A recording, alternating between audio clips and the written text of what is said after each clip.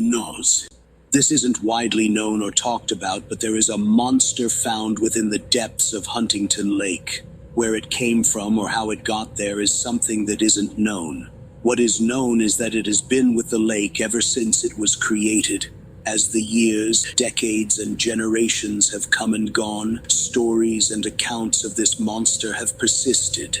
In these stories, the monster has been given a name, the Nos, and despite all the people who have claimed to have seen it, only a few people have ever gotten a clear look at it. The best description of the Nos has been something similar to a beaver, but on a much larger scale and much more threatening. All but a few cases have described the Nos as being in the water, either located at the surface or swimming through its depths. And the water that surrounds the Nos is always discolored, which is believed to be connected to the blood and flesh of its countless victims. One of the few sightings of the Nos being upon the shore came from a couple that went kayaking early one morning a few years ago. According to their story, it was sitting upon the shore, consuming the flesh of a recently killed deer. What initially drew their attention was the horrible crunching of bones as it ate. But that wasn't the worst thing of the encounter. When they eventually came across the creature, they said that its soulless, dark red eyes were piercing and would haunt them for the rest of their lives. Despite the horror that its eyes possessed, the only thing that broke their paralysis was the spine and blood-chilling roar that came out of it.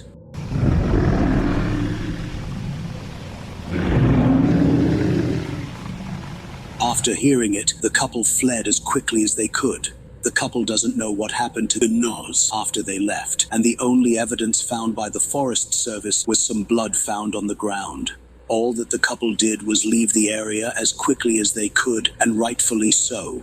Who would want to stick around after seeing such a sight? The earliest report of the Nos dates back to around 1913, when the first 3 dams were completed and the lake began to fill. It involved one of the workers who was responsible for the construction of the dams, and the attack occurred when the lake was beginning to fill. The Nos managed to consume most of the worker's calf before other workers managed to chase it off before it could have done any more damage. The reports the workers conveyed were that it was a large, hairy beast, but didn't have a clear look at it before it jumped off of the dam and into the water below. These reports only increased as more people came up to the lake in the years to follow. And these reports came from people who came to the lake for a variety of reasons, from vacation trips to constructing cabins. In the early years of the lake, when people wanted a cabin to be constructed, the materials had to be ferried across the lake before construction would begin. As the materials were being ferried, some of the workers would report unexplainable noises coming from the underside of the ferries. Others would see unusual and unnatural shadows swimming in the waters around the ferries. Some workers were so frightened by what they saw, they refused to work a day longer. With the encounters by vacationers during the summer months and the attacks that followed, they most often occurred while the person was out in the water. And the further out someone would go, the greater the chance that the person would be attacked, and the greater the chance that the person would be killed as a result of it. Greater the depth, greater the danger.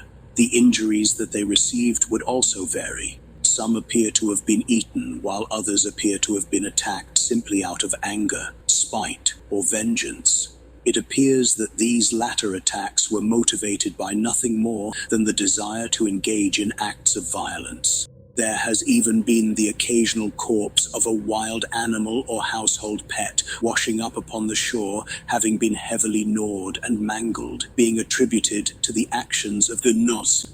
However, the summertime isn't the only time when people have claimed to have seen evidence of the Nos. Though not as frequent, sightings and events have also been known to occur during the winter. It is also during this time that the lake would occasionally be lowered to allow crews to repair the dams as the situation called for it.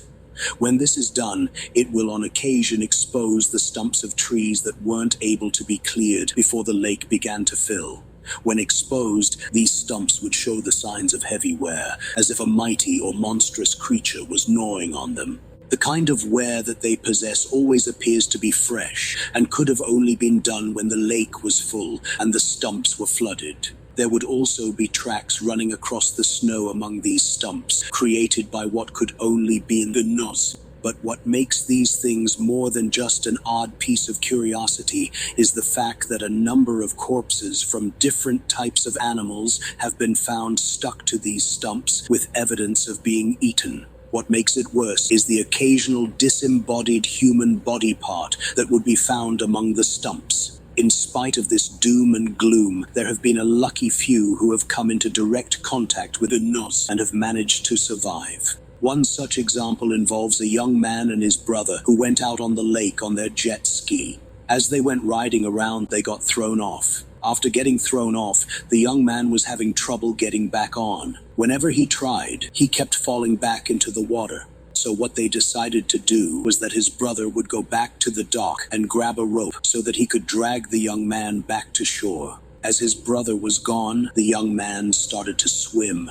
As he did, he felt something hairy brush up against his foot. Curious, but also a little spooked, he turned around to see if he could spot whatever it was that brushed up against him. Not seeing anything, the young man continued to swim toward the shore. But again, he felt something hairy brush up against him, but this time it was up against his hand. Freaked out by this, he flinched away from it. As he did, he saw something underneath the water dive away. Frightened by what he saw, he started to swim as fast as he could. As he does, he hears his brother returning on the jet ski. With his brother approaching, the young man looks back to see if he can see anything. What he sees is the head of the Nos floating at the surface, its dead red eyes staring coldly at him. Upon seeing this, he panics, and when his brother finally reaches him, all that the young man can do is grab onto the rope and tell his brother to gun the engine. Even though the Nos didn't attack the young man, we have no idea how close he came to being attacked by the monster of the lake when he was dragged to shore by his brother. All that we can say for sure is that he was very lucky to have made it back to dry land in a single piece. So the next time that you are out upon the lake, be careful, for there just might be something in its waters waiting for you and wishing to take a bite.